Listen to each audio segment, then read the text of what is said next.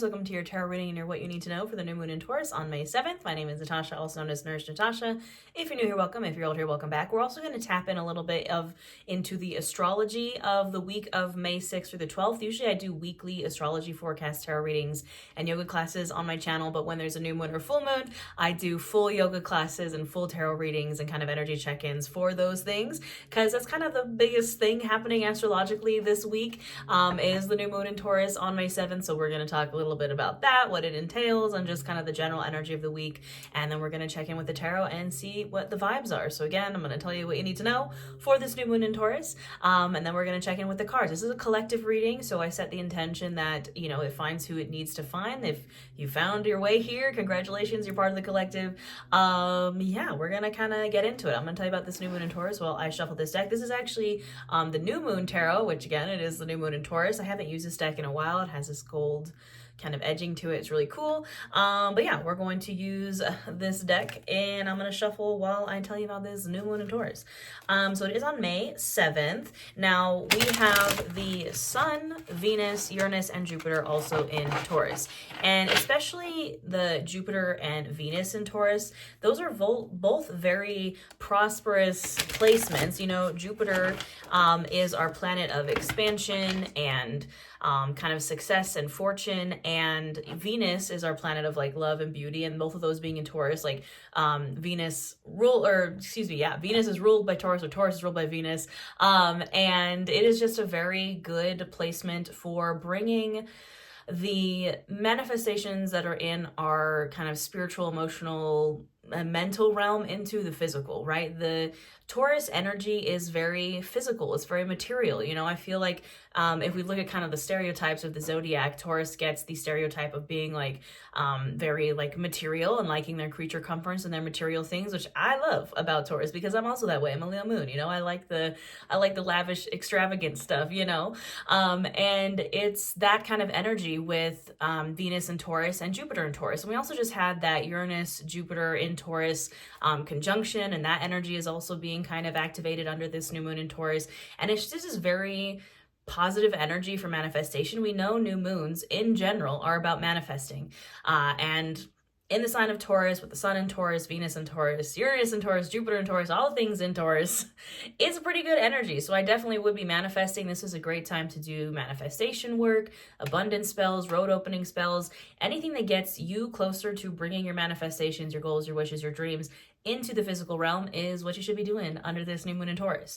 I wrote in my notes, the kind of song that I was channeling for this new moon is Bring It On Home by Led Zeppelin. It's like, that's kind of the vibe. It's like, bring it on home, bring those manifestations home. You know, we've probably been doing a lot of work on the manifestations, on our goals, our dreams, all the things.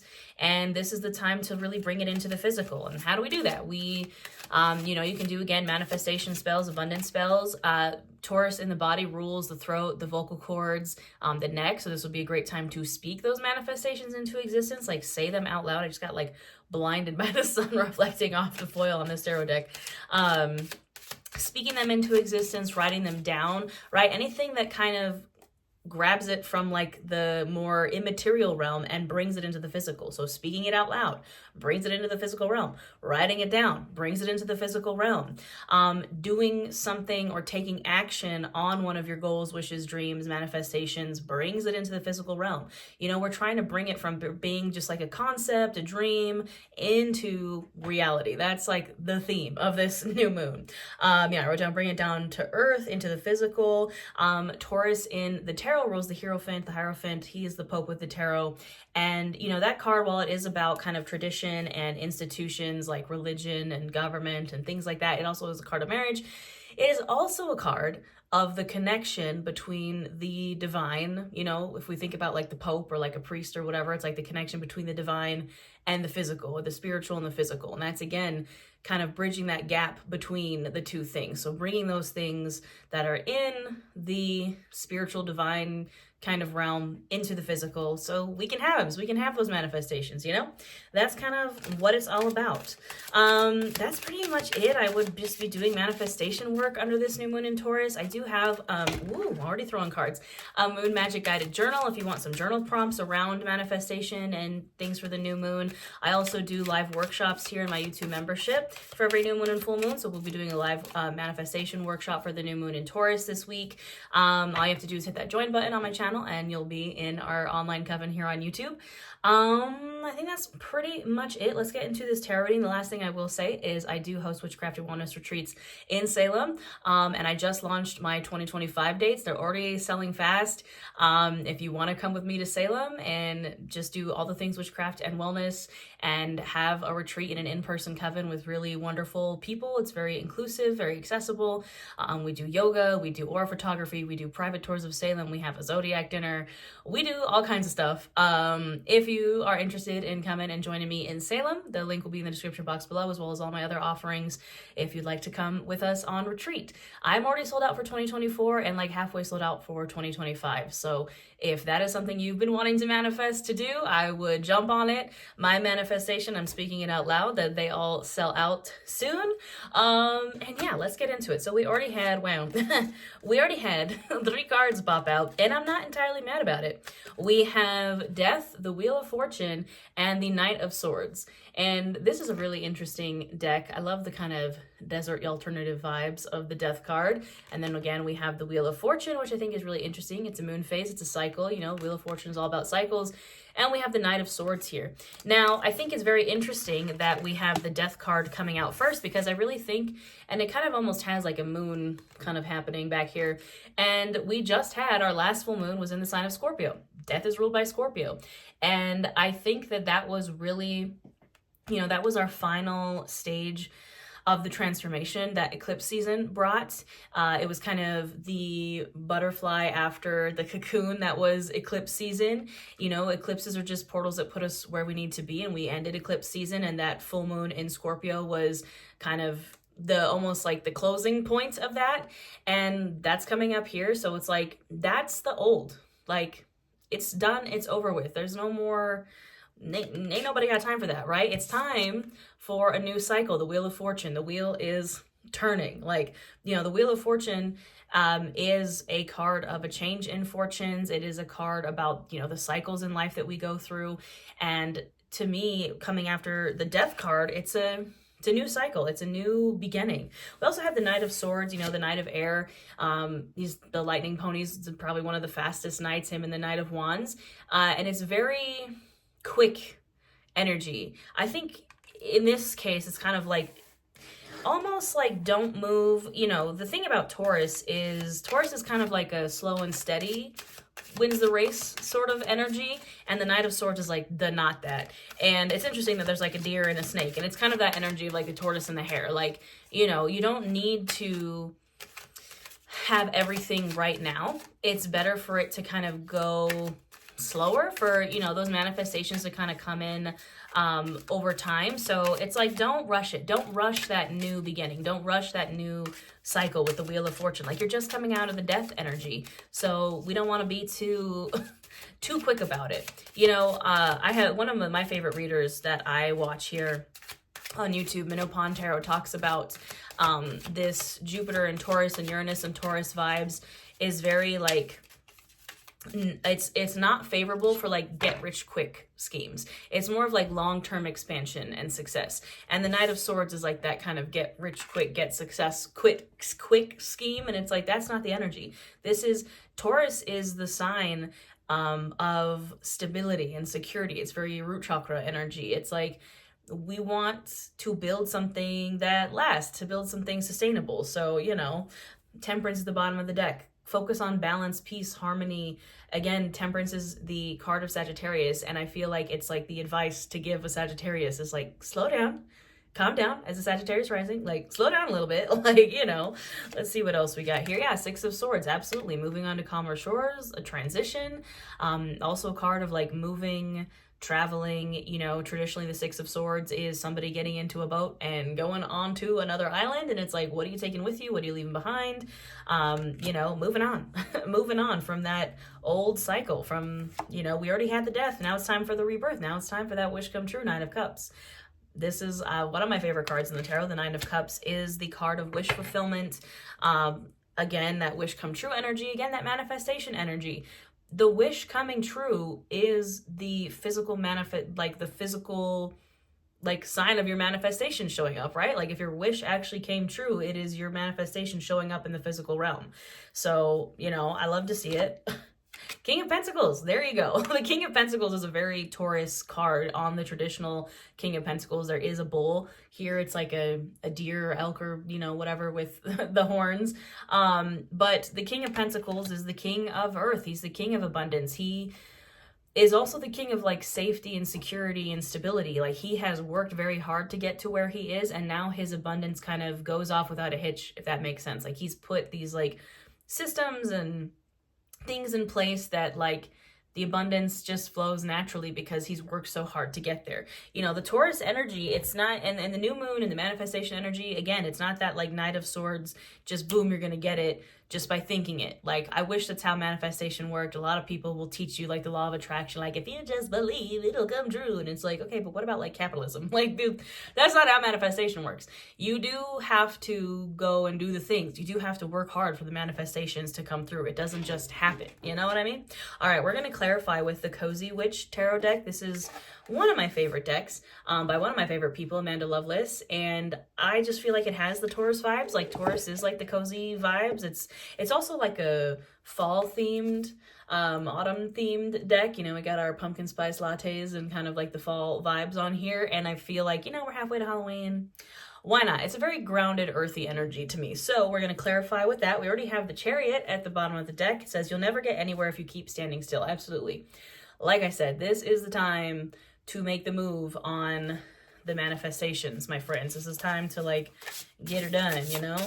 All right, what else do we need to hear under this new moon in Taurus this week? Also, don't mind my one broken nail. Just pay no mind to my broken thumbnail. It's getting fixed this week.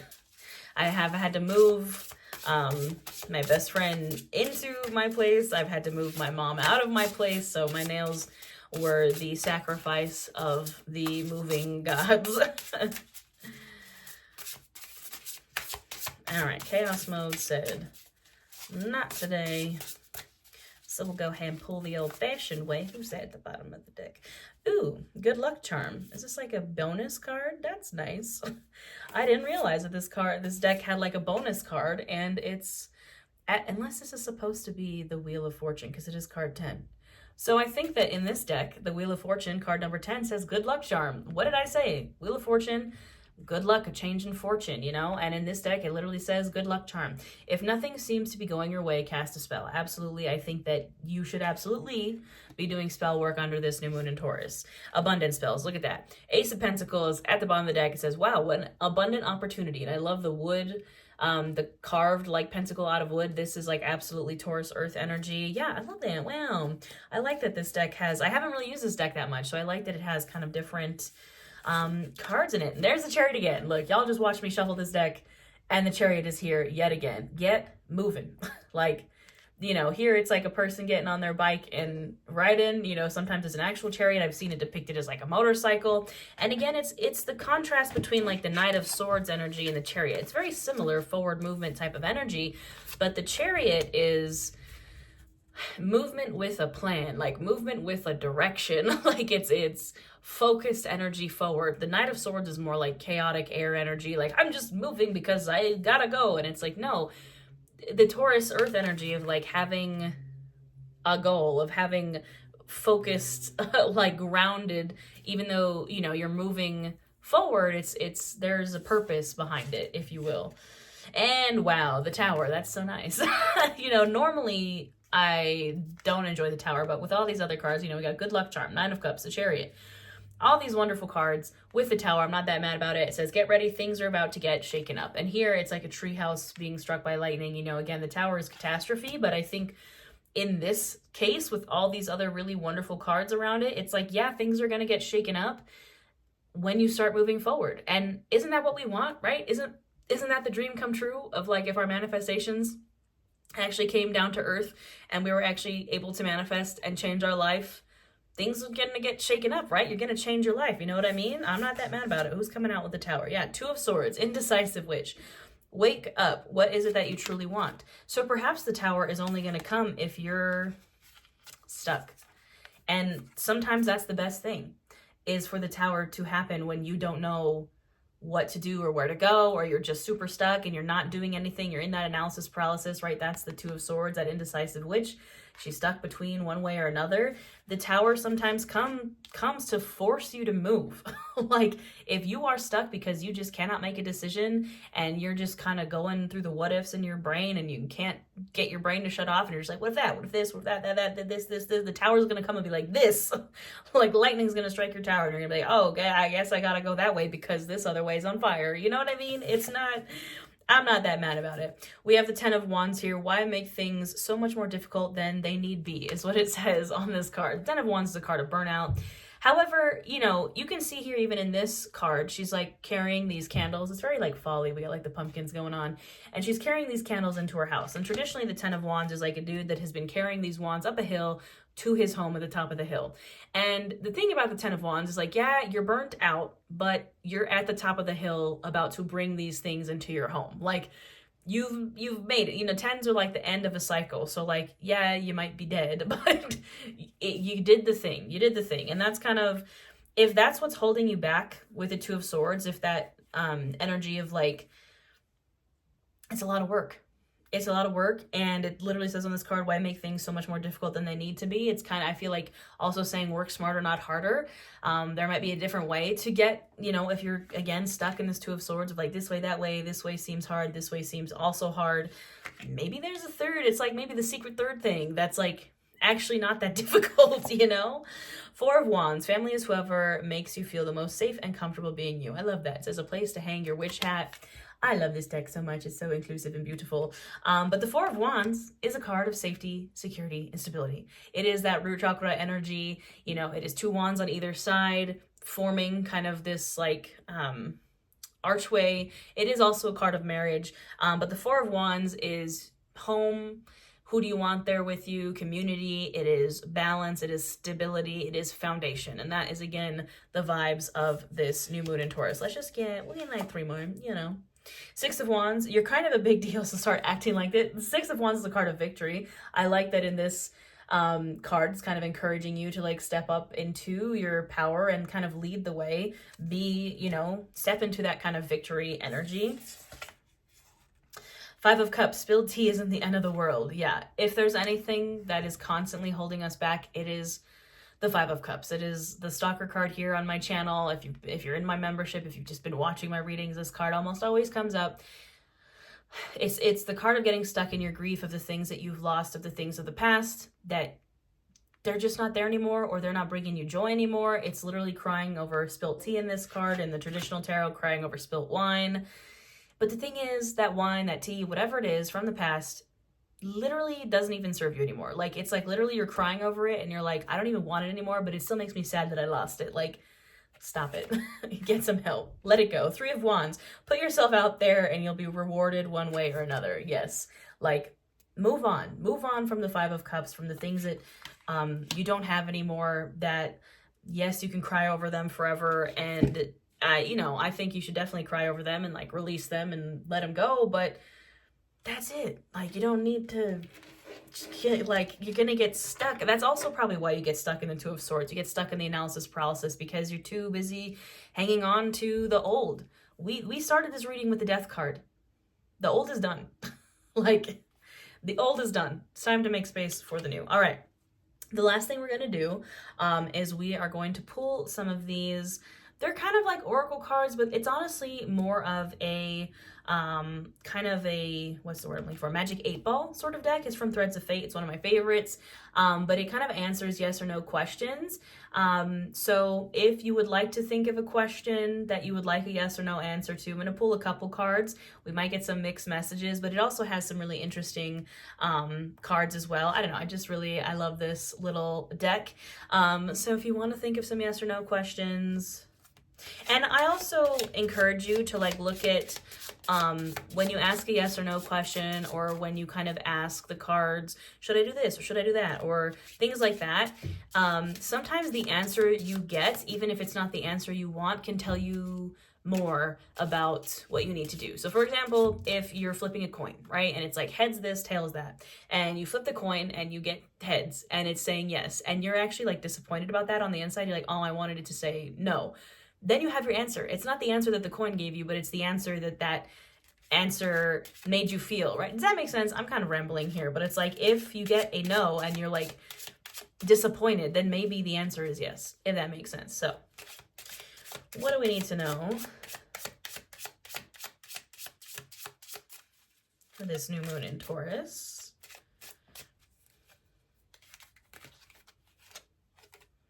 Your magic is potent. Yes, absolutely. We should be doing spell work under this new moon. Thank you. You should be taking advantage of that. Be clear on your wishes. Absolutely. Speak it into existence. Be clear on your manifestations. How are you going to pull it down to earth if you don't know what you want? Again, if you're stuck in that Two of Swords, wake up. What is it that you truly want? Get clear on it, friends, because, you know, one of the keys to manifestation is desire and being specific. And sometimes we like try to manifest something that we don't even really want. We're just kind of like, well, society or my parents or my partner or whoever told me that I needed to want this, but I don't actually want it. And then we're like, why isn't it coming true? It's because you don't actually want it. Transformation is on the horizon. Absolutely. I mean, we have death in the tower here, so I'm not surprised. So it didn't even really give us a yes or no answer. It just kind of gave us little tidbits. Is there any? Just stop ruminating. Okay. So we don't need the yes or no answers. We just need to stop and take some action, I think, is the answer there. All right, the last thing we're going to do is some main themes for this new moon in Taurus for this week, May 6th through the 12th. All this Taurus energy. What the heck is going on? New moon in Taurus.